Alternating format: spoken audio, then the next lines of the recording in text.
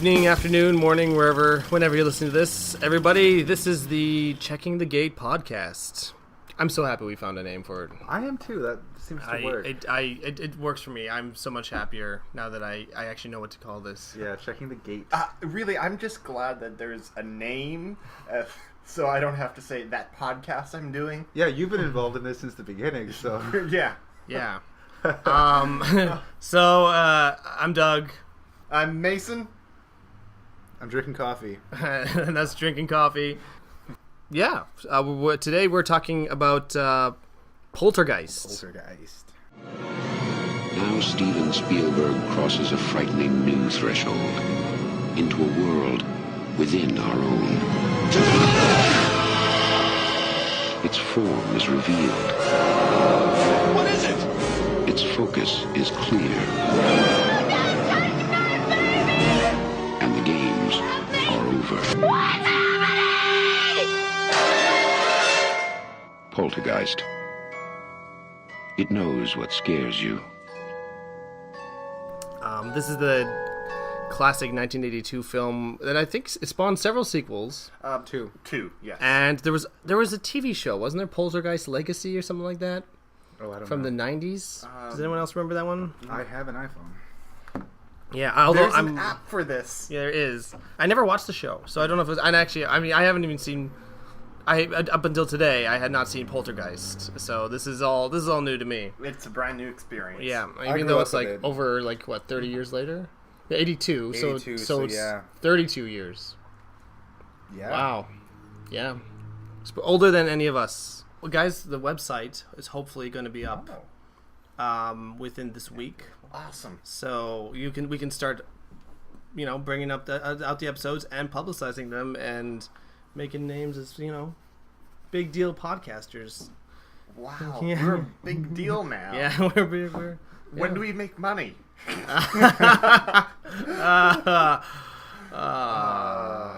We're broke. yeah. Anyway. Speak for yourself. I'm an actor. Yeah. So naturally, Actors you're rake it in. poorer. Yeah. So naturally, I'm broke. So Starving actor here. So Not really starving. one time I was an extra on the set of another Cinderella story, like the nothing sequel that even Hilary Duff didn't want to do. So I'm on the set, and Are you implying that Hilary Duff has standards? makes poor choices? Because it's like even Hilary Duff wouldn't do it. Yeah, because have you been following her career? Like, No. Actually, Exactly. I have to admit, I haven't thought about Hillary Duff for probably a good 5 years. yeah, I know I had like a crush on her when I was in like middle school. or yeah, something. but like everyone did because it was middle school and she was something. She Middle was- school. Hannah Montana, right? No. No, Lizzie McGuire. Lizzie McGuire, Yeah, yeah. yeah. She was she created that whole girl in a... She was the Yeah. pre Hannah Montana. Yeah. Hannah Yeah. Montana. So anyway, Tell how old I am. Yeah. so I'm on the set of this like terrible movie, and it's like the final ballroom scene, and the stuff is happening, and one of the main actors is a guy who like the biggest thing he's ever done is Moesha. Oh, Yeah, Almost Moesha. I remember Moesha. yeah, but it was kind of like It was actually a pretty big show at the time. It was, but it was kind of like, what does Brandy want to do between recording? Moesha. Do you remember the singer Brandy? Yeah. Her show was Moesha. Yeah. Oh. Yeah. Yeah. Then like Moesha stopped and Brandy disappeared. I think she went through like some sort of... I think she literally went through an existential crisis because there was like some image in the show that she suddenly discovered she didn't like believe in, and she's like, I can't do this anymore. And then she went off and found herself and lost her career. So unfortunately, but I'm sure she's like better off as a person. Anyway, Well, she's happier with the choices she's making, and Finish your story. I'm in this like half circle, and this guy from Moesha is in front of me, and it's between takes. So I think I'm kind of a smartass. I start talking to the guy, and I go, "Oh, so yeah, you're that guy. So what do you do to make money?" And he looks at me kind of like, "You're an idiot," and he says, this. I'm an actor. And then I went, no, to pay the bills. And then he had you kicked off set and beat down, and then 90% of the actors in the world went, yeah. No, he just kind of like turned around insulted and good. You know, it's an industry where you got to make friends, right? Okay. And You there know. went your movie career. Yeah. The end. That's literally how it can happen too. If you take off the wrong person, goodbye. Not that this guy was necessarily the person who's the wrong person to take off, but he was doing a direct-to-DVD sequel. I was not worried. no. Anyway, I'm still sure he got a decent paycheck off of that. Yeah. Probably better than your paycheck. You know? Yeah. Actually, some background performers make quite a bit of money. But, I used to do background work. It was okay. You know, it was like how you made good money was the fact that the hours were so long. Mm-hmm. Yeah. Hurry up and wait. Pretty much. Yeah. Yeah. I Lots of get there on time so you can sit there and read a book, and then actually one time I literally went to set or went into the tent, and then like 6 hours later they're like, actually we're not gonna need you. And I was like, all right. I don't even remember what show that was. I don't think, because I never saw the set, so it didn't really. You never even saw the set. Yeah, exactly. I think we got a little off track. Speaking of horrifying experiences on set. Okay. Yeah, speaking of which. So that's what kind of podcast this is. Okay. Yeah. I'm the one who like brings it back around. Well, like that. Because you're the one who took it off course in the first place. Least I could do. So yeah, Poltergeist. So essentially, it's a film about a family, a normal quote unquote American family, in which some strange happenings. Spoiler alert. I don't think we got as far. I don't know. At what point do you have to say like spoiler alert? Like if it Right happens before you start talking about It's been like 30 years. Come on. If you haven't seen it, then spoilers don't matter. Well, I mean, to be fair, some people today we just saw it for the first time. Yeah. But I was just talking about the beginning of the film. Oh, okay. Yeah, I wasn't gonna spoil the end. Okay. Yeah, I'm dead against. I think the third act should be like sacred ground.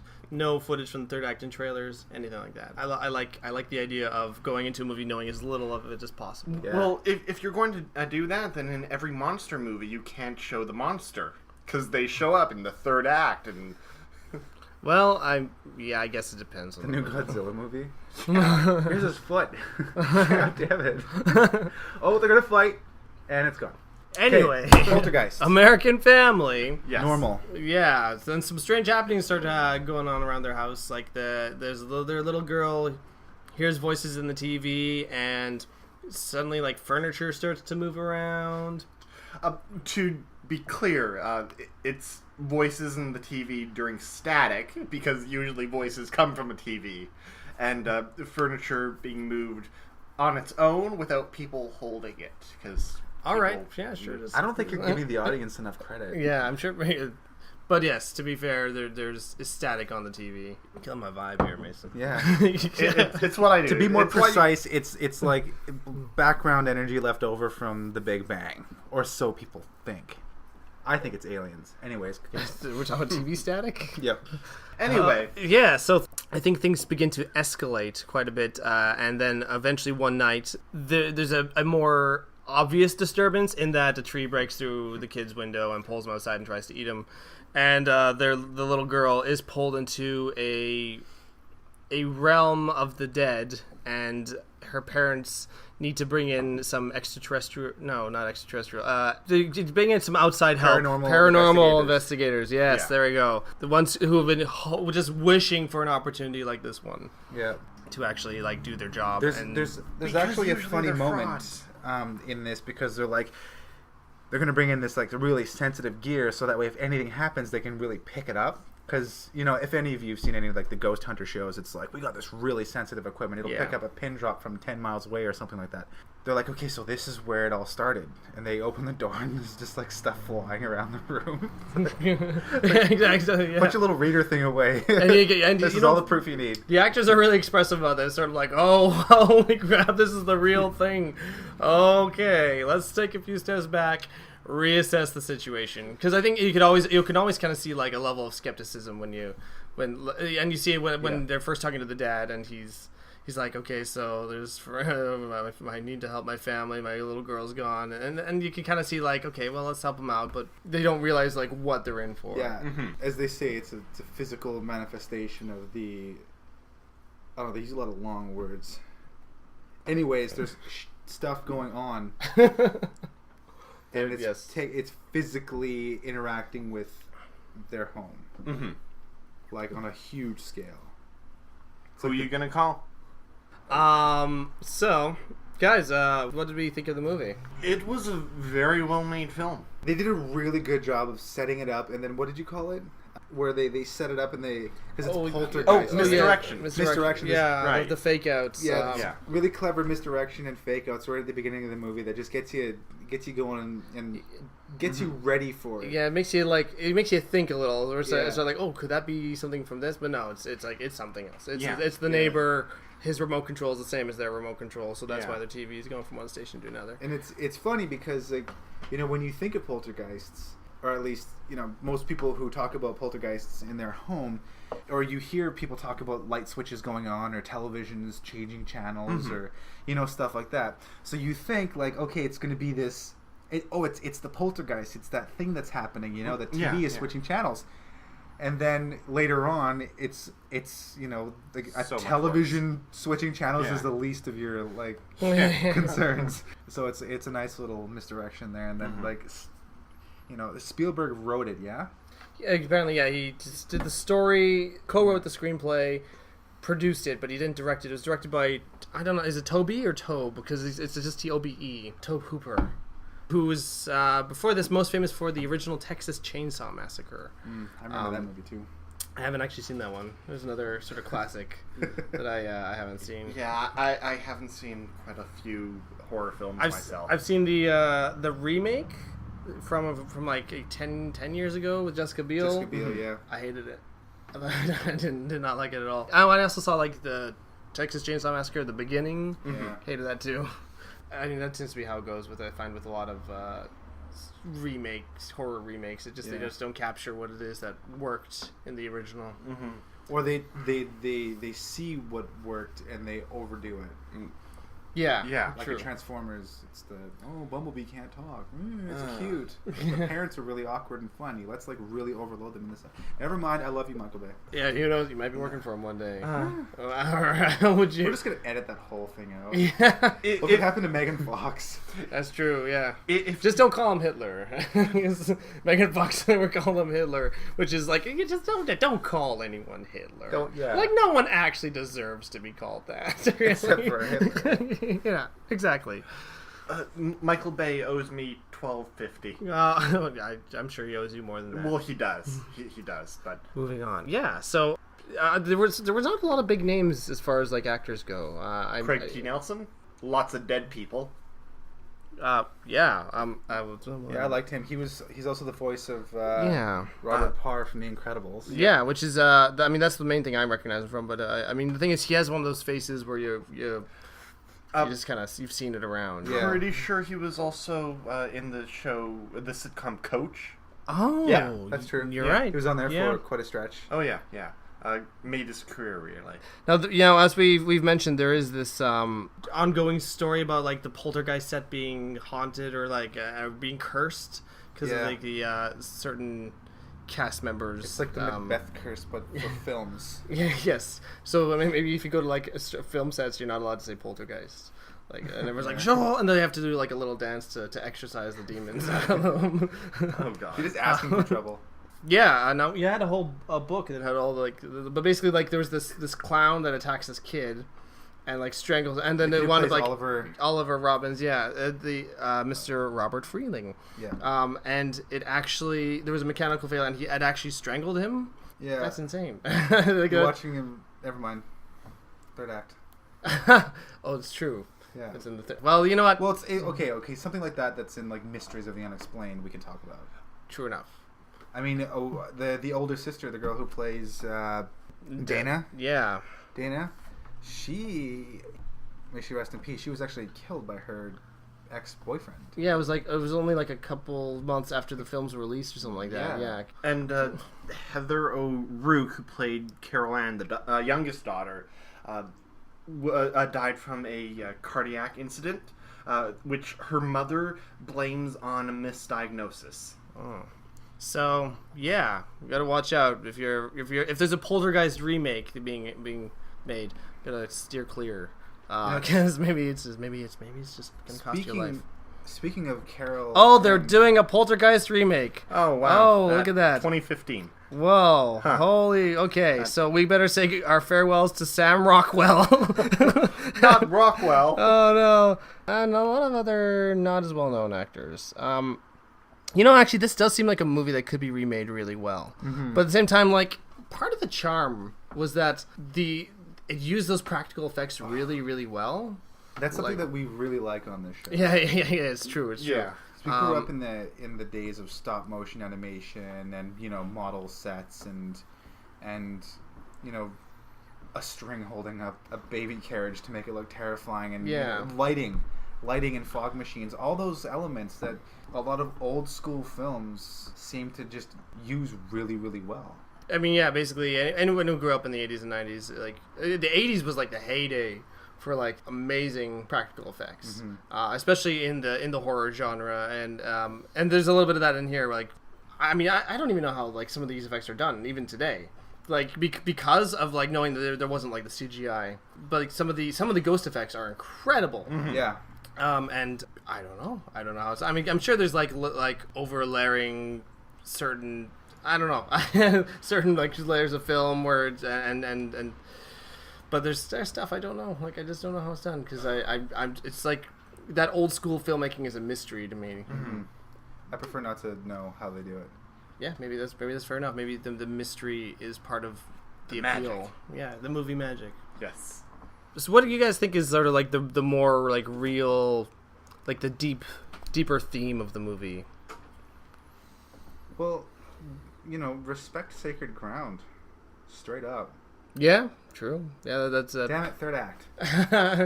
Cut that out. I don't really know because there was a tree and then a tornado picked it up and then it went off to Oz and we never saw it again. Well, it landed on Hogwarts. Yeah, that's where the tornado put it. Like they addressed this tree and then it's gone. The tornado literally materializes out of nowhere, picks this thing up and it's gone. Whoosh. That's the moral of the story. Yeah. And F3 Twist are just, how in the hell? Yeah, I don't know. Why? I understand all the effects in the house, and I understand the creatures that you see, which I think look really good, like terrifying. Okay, so let me get this. So, in an unrealistic situation, you can accept the unrealistic things that are happening inside of one place, but given the same unrealistic circumstance, you can't accept the unrealistic things that happen in another place. Well, the reason why I can't accept it is because in the house they're being assaulted by people who were once living. They're not being assaulted by tornadoes or hurricanes or massive hailstorms. Somehow, some way, these things that are affecting them physically with their astral bodies or incorporeally affecting these people, somehow they create a tornado.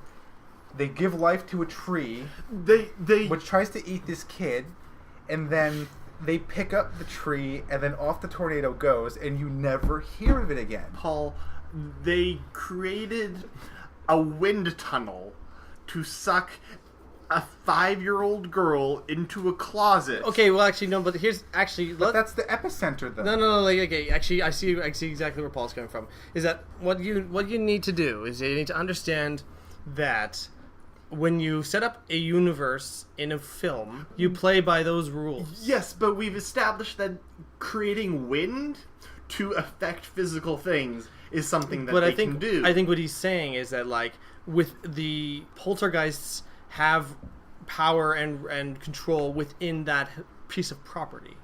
So to have like a tornado come from far away, suck up the tree and leave, that almost that seems like it doesn't play by those rules of that piece of property. I mean, that's the way I saw it too. Is that they basically that they have the epicenter is in that house. Yeah. And that's where all their power is. And that you could clearly see the mouth to the afterlife in that specific room where that wind tunnel was. So I get why it's sucking everything in there, but why not, like, it, you know, if they're creating wind tunnels, why not just suck them out of the kitchen? Or why not just suck them out of the parents' room? It always goes back to that one bedroom. And for some reason, the living room. Yeah. It's the exit aperture, which tennis balls. But where in the hell, like, why would they, like, why not take over all the trees in that yard, or why not take over all the trees in the entire neighborhood? Have an army of trees come in and just like eat children. Womp. It's And like womp away. here's this tree, and then here's a tornado, oh god, and then it's gone. Never once, never again is it ever addressed. And that tree is probably in orbit somewhere. could very well be. Because no one ever says. And earlier today, you know, a tree landed on someone's house. Like, you know, actually, that would have been a nice little touch if they did mention, like, if they were watching the news and there's like, and a tree landed on, especially if it landed on something that was kind of connected to where the poltergeists were from, or something against the property managers or whatever it is. Like, that might be a nice little touch, but it didn't happen. Well, now we're getting a sequel or a remake next year, so there's that. they better address that damn tree. Yeah, Sam Rockwell, it's in your hands. But I totally get what you're saying, though.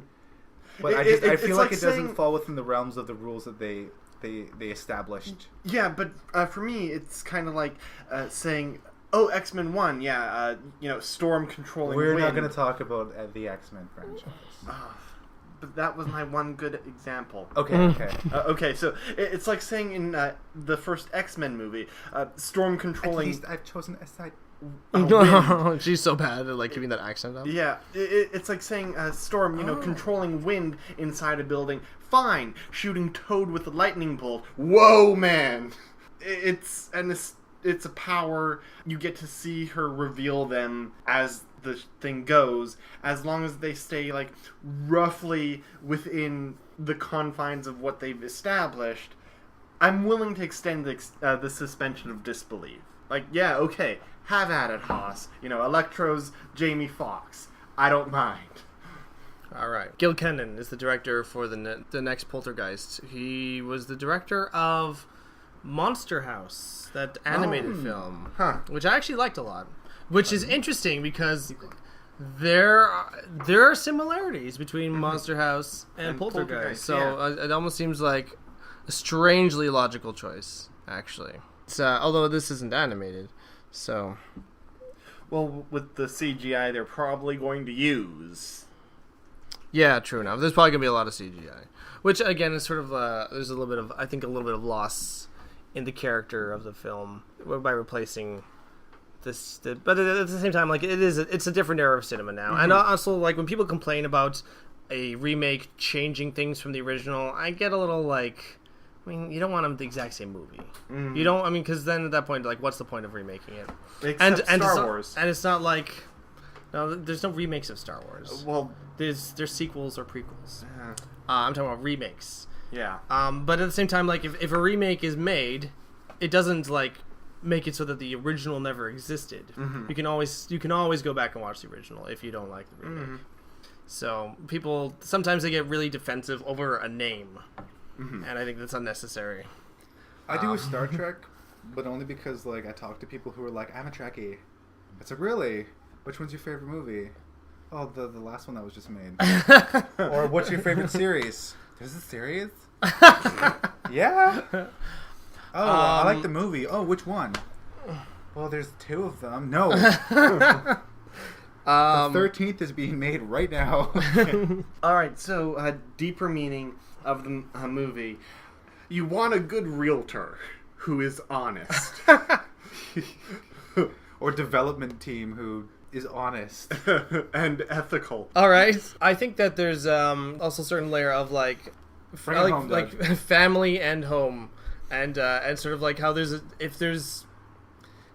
I mean, you can almost see it almost literally is that when the daughter disappears, the family really starts to unravel. Like their older daughter Okay. is spending a lot of time away, and I mean, to be fair, I would too. I Yeah. would like, see, you know, Mom, I'm gonna stay a few nights at my friend's house because our house is haunted, and ate my younger sister. Yeah. So, If my brother though got sucked into a vortex, I'd be the first person in that vortex right after him. yeah, I mean, yeah, that's the thing. But as if you can't, if you like physically can't like chase after him. I don't know. I mean, I think that's basically it means you're a better brother than she was a sister. Yeah.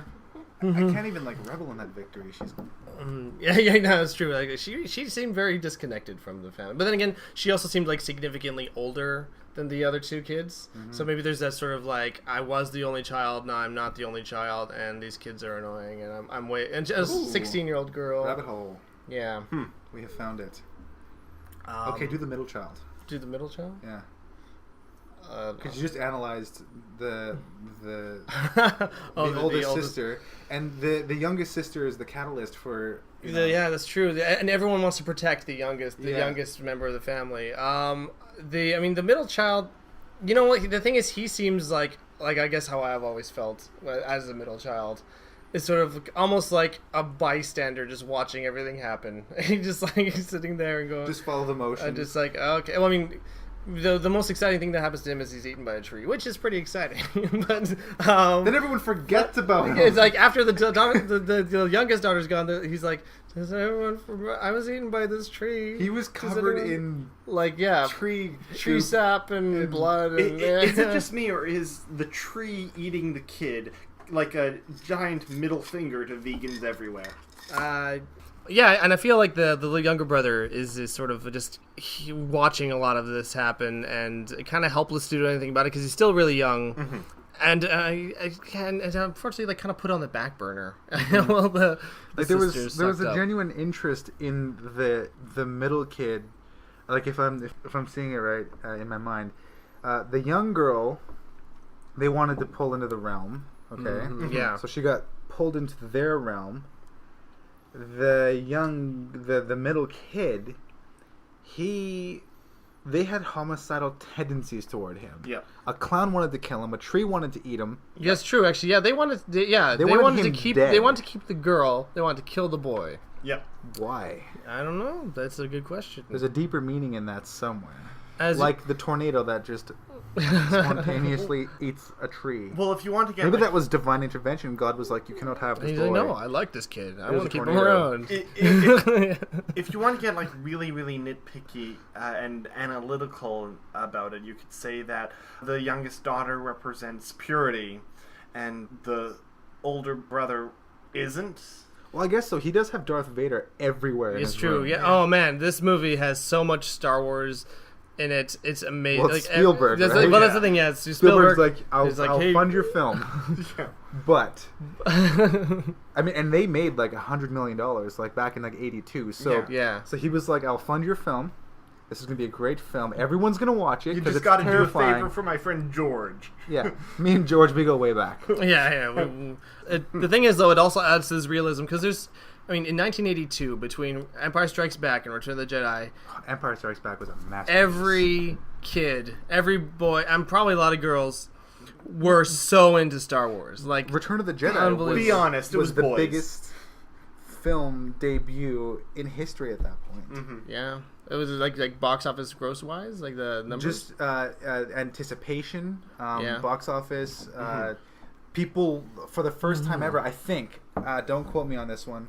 But I'm pretty sure people like for the first time ever lined up and stayed overnight at a theater to see Return of the Jedi, and that was the movie that started the whole people camping out, Yeah, so they could true. get the premium seats. I mean, that even doesn't happen very often anymore.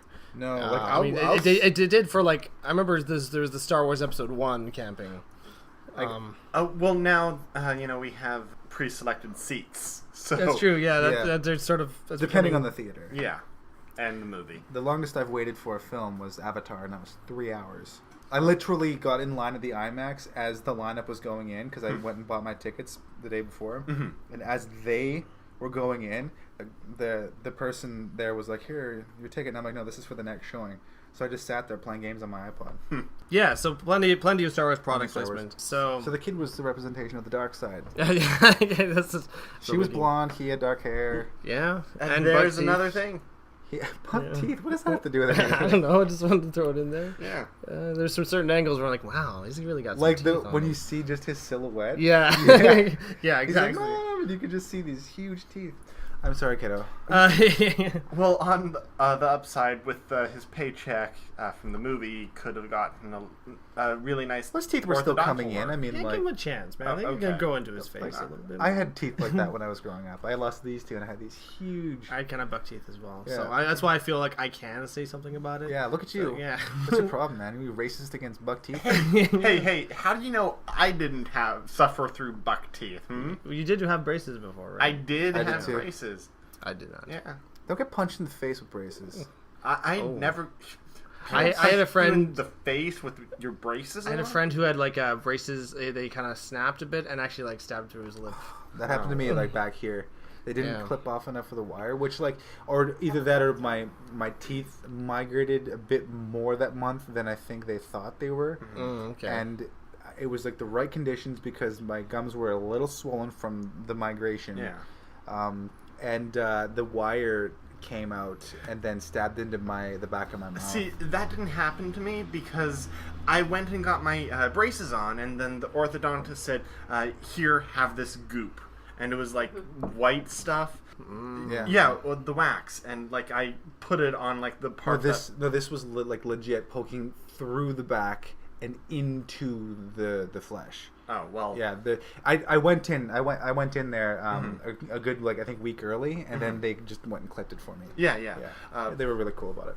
Anyways, So what worked about so this? what is the deeper meaning? I'm still Are we still not struggling sure? to find out Oh, what the okay. deeper meaning I thought. is. Oh, Right, family and stuff. Family becoming unraveled because Staying because- strong. I mean, obviously, this family loves their home because they don't run away from it immediately. Oh. Yeah. So, like we were saying as we're watching, is like when chairs start to move around on their own and stack each other up. You call the realtor. You go to a hotel. Yeah, you say, please do something. Yes. We don't have time Yeah. for this right now. Yeah. By the way, I lived in a house that was haunted, and like you avoided like nice quotations there, air quotations. Haunted. You 'cause avoided there's no such certain thing. to the non-believer here. But like I had sleepovers where like my friends would like they wouldn't want to come back because like stuff was happening. So yeah, that's right. You said that you'd tell some of these stories. Yeah, just not on. here. No, it's okay. So Those are campfire stories that Okay, I'll tell no, you while we're fair enough. drinking brews or something. Okay, yeah. Well, I hope to hear them because it is fascinating. Because yeah, there are some weird things that do happen around like houses. I mean, Not nothing. for the non-believer here, but I'm just really confident that everything that could ever happen in a haunted house has an explanation, because they usually do. Like, you investigate enough, like you don't just leave it alone. You investigate and you find out like, hey, this is like lights flickering randomly is shortage or like crossed wire or something. Well, Mason, I'm surprised because I always thought that there were a lot of dark forces at work in your life. So I thought you'd have a little more of an open mind.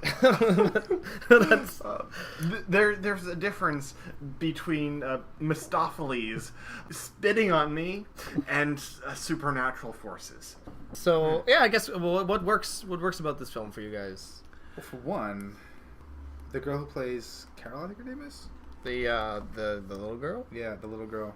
I thought she was fantastic. Oh yeah. Yeah. I Considering she's don't- like not even actually in the movie that much because she's all sucked up into the other realm. But like I felt like a lot of her reactions were really good.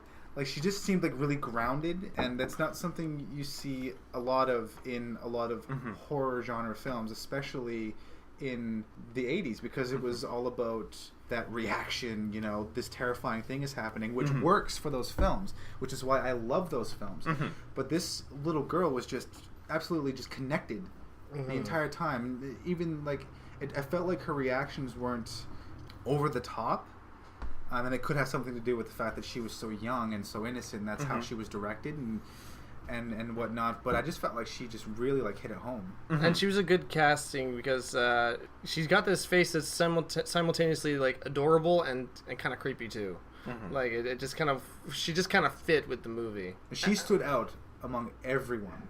And also, like her looks, like she didn't look like anyone else in the family. That's true, actually. Yeah, like she was looked like a pretty average brunette, and she was like this, but she was blonde. Like in this face, she did kind of stick out. Yeah. She had this like angelic quality to her, which it could be one of the reasons why the ghosts took such a liking to her. Yeah, and pulled to her maybe because she has this connection between this sort of angelic visual quality and or at least that they wanted to represent in the movie, so that there's sort of a visual cue as to her being like the victim pulled away by the dead people. The dead people. Yes. So what else worked? The effects.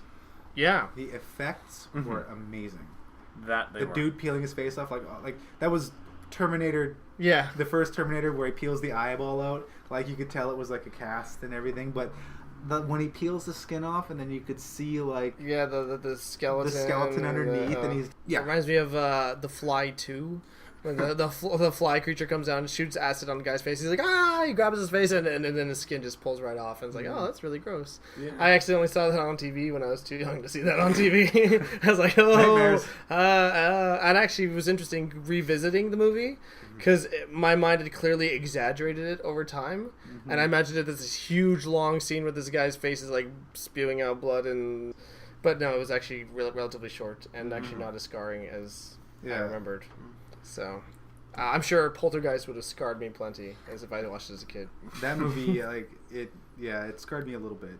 I mean, I wasn't really allowed to watch horror films much as a kid, so I'm doing a lot of catch up. Yeah, it's great on French fries, man. Oh, right? That was pretty bad. Mason, what worked for you? The tornado. Just to spite you, yes. He loves the tornado. I love that tree. He's like, I really connected with that tornado. It was really, really just, it worked. He's like, I connected with the tornado because my life is spiraling out of my control. Join the club. It's funny because it's true. What worked for me? I liked the focus on the mother as not only the protagonist, but the hero, which is something you don't see a lot of in horror films. Usually women are victims. Usually they're running away, and then usually they're able to survive to the last, but they spend the whole time running away. Yeah. Like, one legitimate criticism of the horror genre is women are victims or demons. Or demons, yeah. Yeah, that's true. There's original sin and all that. And there's this whole sub-genre of horror films where there's like infestations and the succubus and all that. Medusa. Yeah, and turning women's sexuality into pure evil. Yeah, which is kind of the wrong kind of social commentary, but this one is really original in the fact that the mother is the one who is fighting the hardest. And fighting the longest. You see that especially, once again, spoiler alert, but right at the end where she's being, like, assaulted by this demon that's possessing the house, and you think any person in the right mind would beat the hell out of that house, and she's the one fighting the hardest, and this thing manifests itself in front of her, and it's this terrifying, ghoulish creature that, like I said, anyone in their right mind would be, 180 degrees and out of the house. Because she also gives strength to the little girl. So she's fighting against this creature and being thrown down the stairs and thrown up against the ceiling. And thrown into like a she's being big dragged dirt into the pit. pool. And yeah, and she's being dragged down by all these floating bodies. And then her neighbors have to come and like rescue her. And then she's right back in that house and she's right back up those stairs. Yeah. And she's standing there with this mouth of hell open trying to suck these kids in, and she's telling them to grab onto her hand. Yeah. And you usually don't see that in a movie, and like as I was seeing this, I was like, oh wow, that's like they're not trying to like wiggle their demony tentacles into her lady fun parts. Yeah, well, it's not that kind of movie. Yeah. No. I tend to watch those ones. This is in Japan. Or I hear Transformers 4. There's a little bit of that. I haven't watched it. It's a common motif, is the point I'm trying to make, right? They don't do that, and the demons and ghosts and everything are trying to like victimize her, but she's like, I ain't having none of that. You got my kid. This is gonna end today. And it still felt like kind of realistic too, because there's that sort of like, I think there's that sort of very natural like maternal protect my children instinct that it's real. Never get between a mother and her cubs type thing. Yeah, exactly. Yeah. Even if you're literally hellspawn, apparently. Yeah. Yeah, it's one of those cases of like sort of motherly love overcoming paranormal evils of the underworld. And at the same time, like it was fairly even in that like the father was also played a big part in rescuing the kids and but like the focus is clearly on her as the driving force to like saving everyone. She's the first person to take a scientific approach to this thing that's going on too, by measuring the distance the chairs are moving. She even has it down almost perfectly where the chair goes from one circle to the next.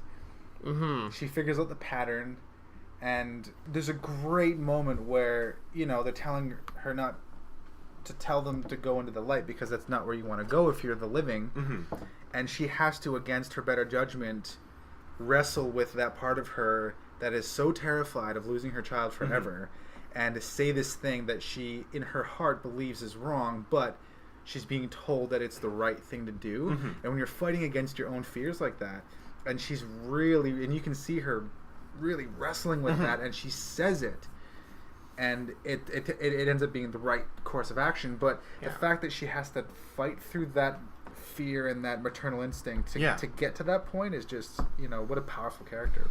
I really like the build up. Like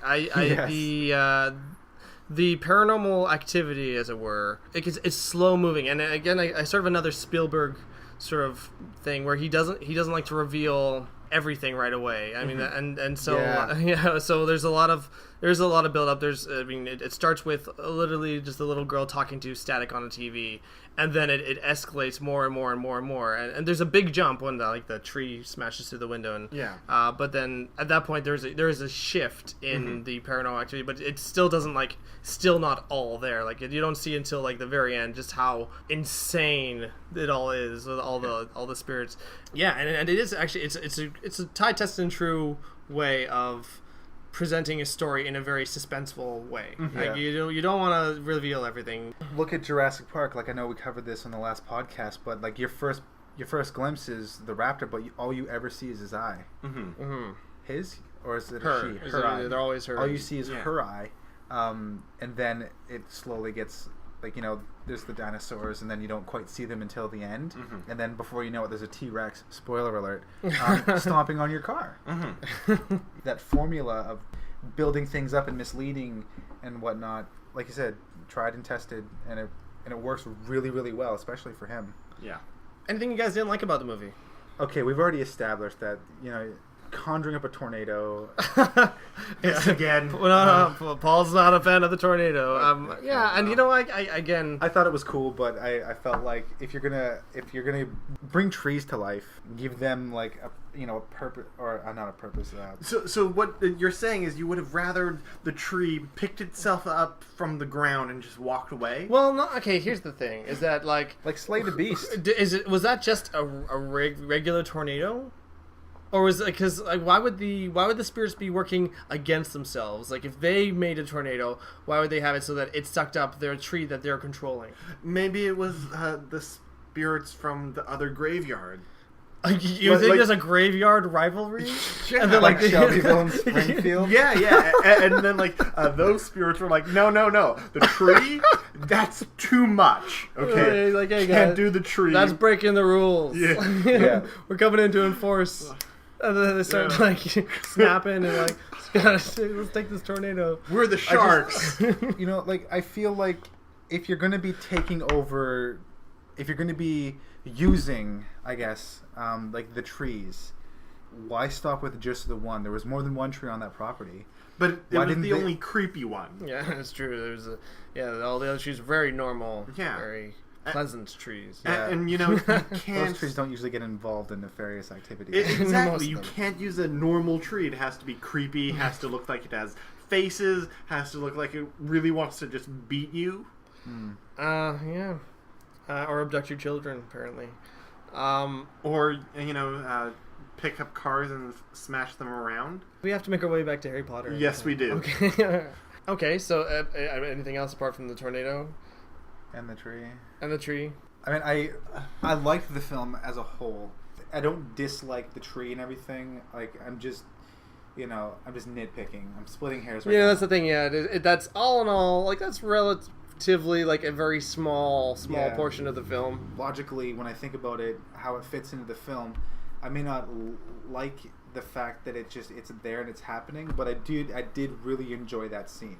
Mm-hmm. Yeah. Fighting against the storm, this really powerful storm, this tornado comes and you're fighting against the clock. And, I know why. To distract them. Oh, so you say the tree was there to pull the brunette kid out of the, was it Oliver? Or is it the actor's name? I don't know. Pull their boy out of the window, so they all have to go and save him. Yeah. They get him out, gives the spirits enough time to suck the girl in. Yeah. So maybe the complaint is actually... It's just a really clever misdirection. Back to misdirection. There we go. Bam. Yeah. Okay, so maybe that's not even a complaint. So the production team used real human skeletons because it was cheaper than... Oh, God, wow. Really? No wonder they're cursed. What were you guys thinking? The curse of the... Like, that's the moral of the friggin' story. Okay, we're just gonna... Okay, spoiler alert. Respect. Okay. There we go. There you go. That's the moral of the story. You gotta respect the dead, man. Yeah. So, apparently, when it comes to dead bodies, it is legally impossible to own a corpse. What if we can't own a person? Well, no, there's that, yeah. But like when a person dies, there's like the body, and you need to like take it and bury it or whatever. Right. You can't actually own it. Well, I think that's fair because maybe there's a worry of people being too attached to the dead, not in like but like people who may have disorders or just like or attachment issues. Okay, so I think I figured something out. Mm-hmm.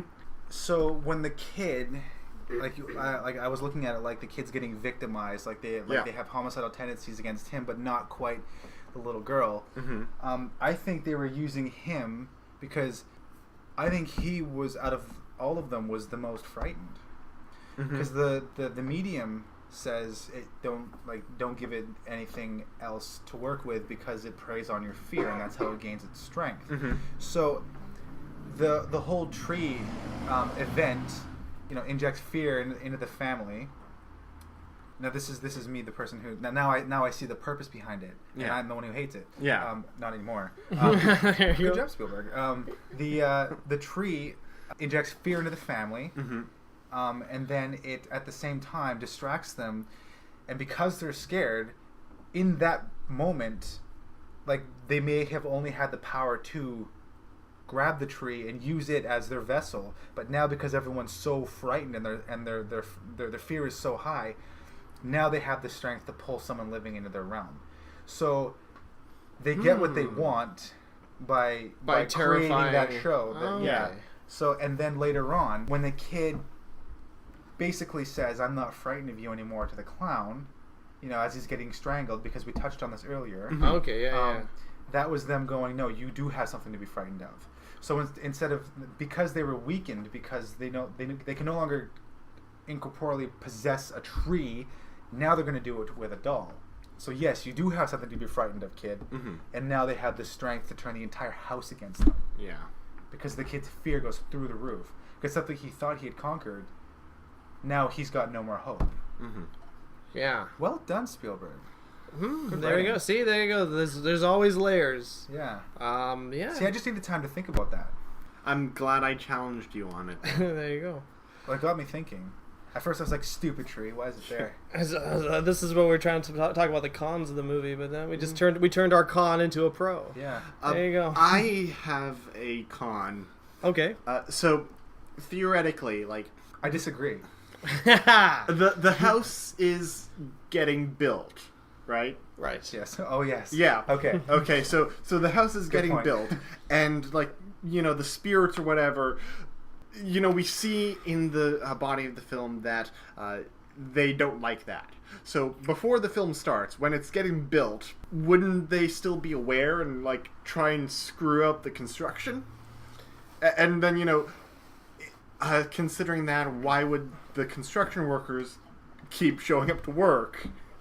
And then on top of that, you know, like, the realtor showing the house around, I think they could maybe lose their job if they didn't reveal, like, oh yeah, there's some weird things that happen on the property. And on top of that, like, I don't know about you, but, like, if a neighbor of mine was getting eaten by a tree, I'd at least be calling the police or... you know, the fire department or something. So you're having issues with the believability. Gardner. Yeah. I mean, like, okay, haunted house, that's fine. However, if you're going to have the spirits be upset that there's people living on this land, they should also be upset that there's people building on the land. And then they should have disrupted the construction process. Yes. They should have at least they should have, like, even if they just would have mentioned it here and again, like, you know, constructing phase 1 was hell enough, and then phase 2 got even worse. Yeah. But we did it. We managed to, you know, stick to our guns, and we muddled through, and now we've got phase 4. That would have been logical. Maybe heavy machinery is too powerful. Yeah, the ghosts are intimidated by... Get bitch slapped by an excavator. Yeah. I still maybe they try and, they roar, then... I don't know if you what guys... was that? I don't know. I don't know. It's like, I don't know, just hit something in the face. It looked like a dead dog. Yeah, no, that's a valid point, is that sort of... You gotta sort of keep in mind, like, the believability of your scenario, and even if it is, like, a paranormal kind of movie... People still act like people. Yeah.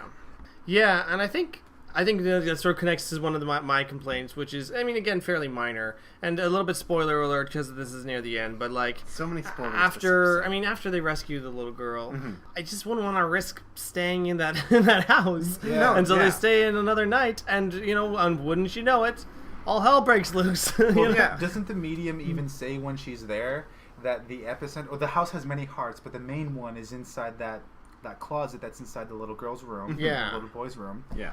And sure enough, that night they're like, "Yeah, good thing everything all got wrapped up in a neat little package. Everything's okay. Go stay in that room again." Yeah. Yet earlier in the film, you know, the kids are sleeping with the parents because they were frightened, so or something like that. Yeah. But if I was that little kid, I'd be like, "You're not getting me to sleep in there." Yeah. Hell no. I'm taking your room. You go sleep in there. Yeah, like if it was me. As soon as, like, chairs and things are moving across the floor on their own, I'd be like, well, now we have to live somewhere else. I mean, it was nice that it showed them in the process of moving. Yeah. Because, like, so, like, yeah, obviously they're going to get out of there as fast as they can. And moving does take time. But I wouldn't sleep there. No. You know, it's like, I wouldn't let my kids sleep in that room. Yeah. You know, I mean, because... What did they do? They rescued the girl. They didn't really do anything to stop the poltergeist problem. No. So they overcame their fear, which depowered it a little bit. Yeah, I think. So yeah, I mean, on that level, that's true. The little girl was saying, "I'm frightened. I'm scared. I'm scared," and then Mommy's gonna come save you, and then it was her fear of her dad that actually, you know, spiked her response. So you're gonna get a spanking. It's like, oh shit! Remember when you were a little kid?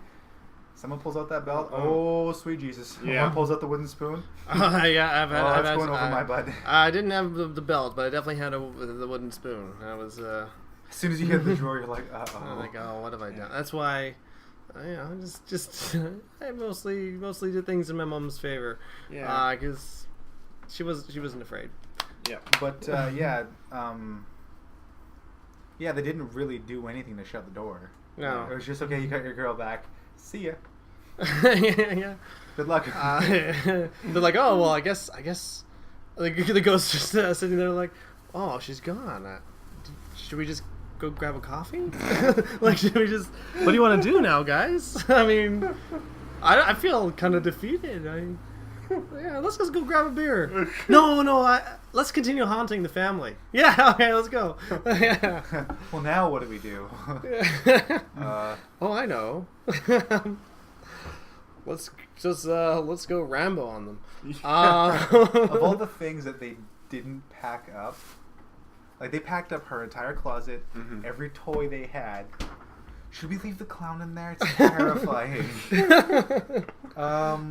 Yeah. Yeah. Let's leave it. Staring at their bed. Yeah. Let's also leave the chair for the clown to sit on.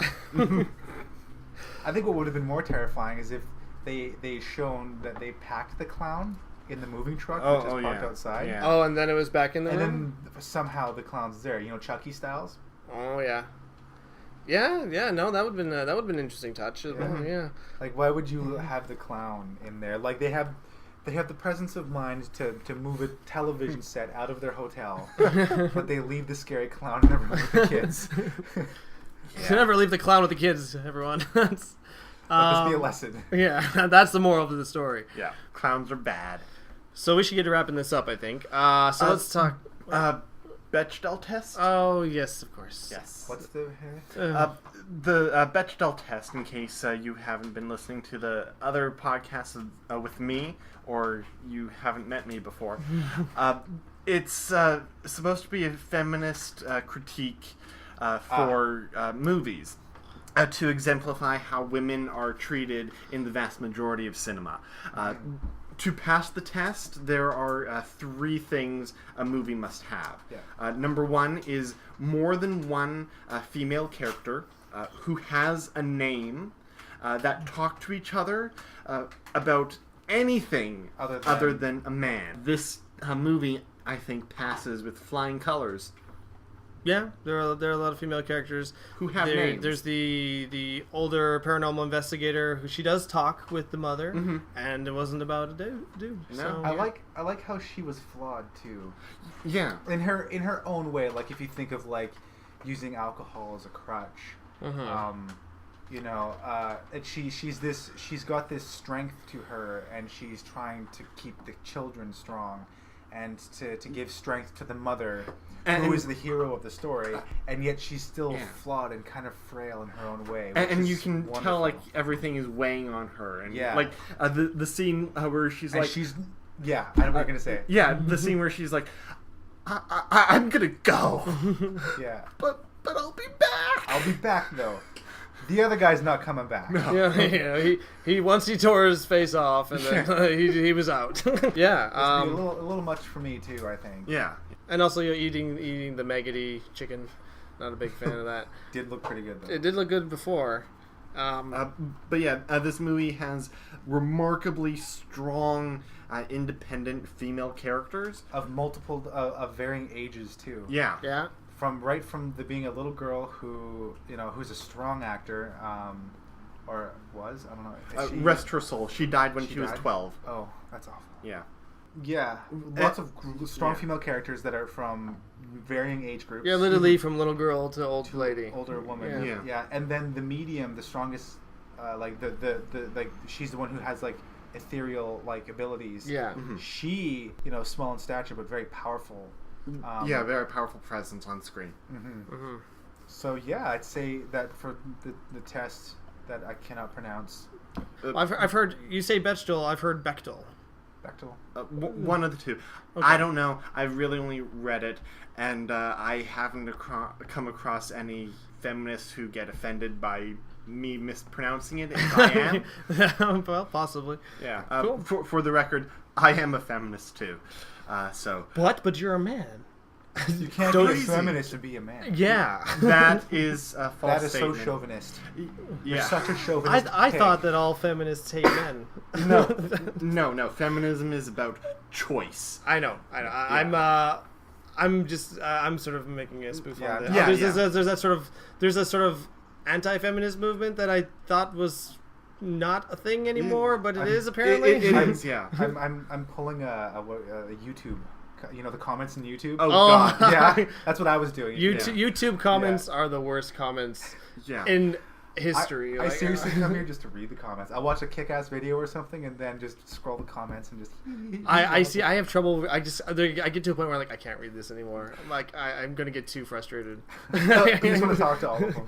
For me, when it comes to being for being a straight male feminist, sometimes it can get really annoying because I'll be talking to a woman or somebody who identifies as a feminist, and I'll be like, well, I'm also a feminist, and it'll kind of be acknowledging my existence as those things for them completely discredits what they stand for. And I'm like, well, no, I'm here supporting and fighting for exactly what you are about. Maybe you should be a feministist and fight for the rights of being a feminist. You should make a short film about that. Feministists? Yeah. Maybe, yeah, actually, there is some comedic potential there. because the one of the things that I've noticed in the community of feminists, just from once again reading YouTube comments or watching Philip DeFranco, tends to be that the feminist community doesn't like the negative spin that extremist feminists put on them, because they're actually fighting for their beliefs and everything, and extremists are it's like a huge witch hunt for them.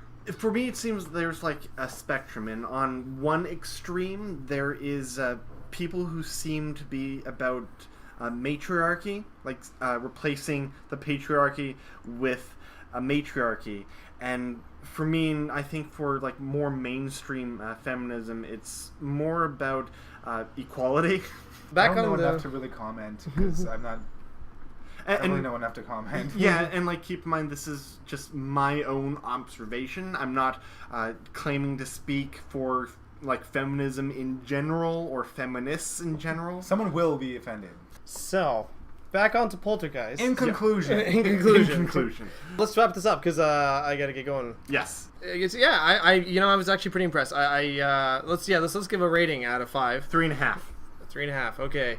It's definitely. I gotta say that I think this is one of those really good horror films. I'm not a huge horror film buff, but when they work really well for me. Yeah. And I'm gonna give it a 4 out of 5. What about you, Paul? I don't really have a set of standards here. When you say 3.5 out of 5, I'm thinking what would constitute a 5 or a 4? Citizen Kane. No, I mean you obviously have a system for breaking it down into this is a good movie. It's this because of these factors. Oh yeah, definitely. I don't really have one of those. Yeah, see, would I recommend it to somebody? Yes, but can I rate it on a scale? Because like on Netflix, if I like something, it gets a 5. Okay. That's my rating system. If it's good and it entertains me, it's a 5, because that's my way of recommending it to somebody else. Part of when I judge something, what I go by is there are 2 main criteria. Is does the film do what it means to do? Okay. And I feel that Poltergeist does. And did I enjoy it? Because sometimes a film does exactly what it means to do, and I didn't actually enjoy it. Or sometimes I enjoyed it and it doesn't do what it means to do, like The Room. I do feel like it does both, and but I guess it is preference. So would you just say that you recommend it? I would definitely recommend that film. All right. I'm not gonna. Who's looking to just be entertained, a good horror suspense thriller ride. But also again, more than what gets me with horror films, way more than the jump of is the atmosphere. Yeah, and I was about to comment. They stayed in that house pretty much the entire time. That's true. Yeah, they filmed inside that house. It's true. Very very focused setting, and there were scenes outside of it, but probably 85% of it was in the house. Yeah, and I think they did a really good job of that. Sorry, you were gonna say atmosphere? No, I mean just that having a really tight atmosphere. That's much harder to achieve than a quick that makes people go, whoa, oh, the music got me. So and it's not an easy thing to do, and I feel like they did it. Do you think the movie holds up? I mean, this was your first time seeing it. True, yeah. After, but 32 years later. If you were to watch the film, aside from the fact that, there's older cars there. What I will say is, it does feel like an 80s movie, but it doesn't feel like really dated. Mm-hmm. So there's a certain sort of acting style and visual style that comes with movies from a particular decade, I find. Mm-hmm. Yeah. And it does have those. I mean, it has those issues, but it doesn't make you feel like, oh, this is like so 80s. Like if you're watching Running Man or something like that. Like, whoa, this is 80s. I can't handle this. I am not prepared for the amount of 80s of this film. So that's not the case here for sure. I think that it's pretty. It's still very relatable, still very well grounded, and holds up. And also the special effects, even though they're not CGI, they hold true. Oh yeah, like they do not feel like they are. Mm-hmm. In fact, they probably hold a lot better than a lot of like early CGI. Well, 90s when stuff. did Ghostbusters come out? Oh, I want to say 1986. Because if you compare the ghostly graphics from Ghostbusters to this movie that was in 1982. Mm-hmm. I would say that they hold up just as well. Yeah. I think just as well, if not better. Yeah. Yeah. So yeah, good movie. Yeah, Poltergeist. I was pleasantly surprised. So yeah, let us know if in the comments section what you thought of Poltergeist. If you disagree or agree with any of us. Ghostbusters was 1984, just a couple years later. Yep, there you go. So that's why they didn't call the Ghostbusters to de-poltergeist their house. That's yeah. Shame. Next time we go, guys. Yeah. Hey, they tried that in Casper. They did. That's right. Actually, that was very funny to me. Who are you gonna call? Someone else. Yeah. Thanks so much for listening. What do you want us to let us know? What you want us to review next? Well, it's obviously not going to be next because we're going to be reviewing other films. But yeah, but we'll take requests for sure. Yeah. Please feel free to add or if you have any opinions on our opinions, please feel free. This is an open channel. I like the idea of just discussion. Yeah. If you have make a video about it, send it to us. Paul, don't feed the trolls. Let the trolls come. They'll come, and you just gotta There's a difference between handling the trolls and inviting them. Just let people comment and speak their mind. I think there's no harm in that. And if I'm wrong, then I'm wrong. Yeah, that there's just gonna be thousands of people who are like gay. Now, to be fair, you're assuming that thousands of people are going to listen to this podcast. So let's not jump to conclusions just yet. Let's get one listener first. Right. Dozens and dozens of fans out there. My mother really wants to listen to the podcast. All right, there you go. So we have one guaranteed listener so far. Thanks for listening, everyone. This is the Checking the Gate podcast. Moving on.